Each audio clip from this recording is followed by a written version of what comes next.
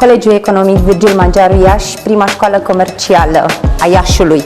O școală care vibrează, o școală care învață, o școală care face meserie. Facem și carte, dar și practică.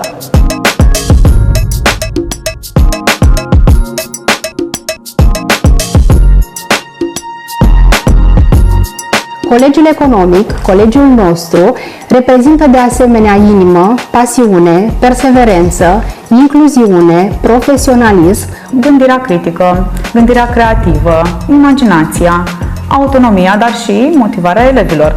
Implicarea în toate activitățile, perseverență, dedicare, optimism. Zâmbetul și prietenia pot duce la o împreună creștere, iar câteodată greșelile pot fi chiar constructive. O foarte bună colaborare și, nu în ultimul rând, o dragoste reală și pătimașă pentru meseria de dascăl. Curaj, empatie, voință și misiune, iar pentru că singura constantă din viața omului este schimbarea, ne permitem astăzi mâul să-l transformăm în mândrie. Astfel, astăzi, la ceas aniversar, țin să menționez cu tărie că sunt mândră de noi și de tot ce am reușit să realizăm împreună. La mulți ani, Magiaru!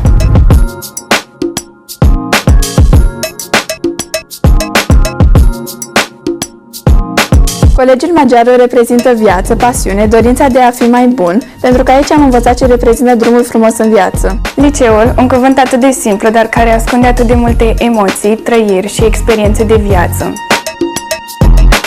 Încă de la început am simțit că aici, la Colegiul Economic Virgil Magiaru, este locul unde mă voi dezvolta. Pentru mine, ECO2 înseamnă entitate, capacitate și oportunitate, deoarece liceul mă ghidează, mă formează și mi oferă oportunități pentru a mă afirma. Acest liceu nu doar că mă oferă cunoștințe, ci și încrederea de a visa mai departe. Sunt mândră să fiu magiaristă.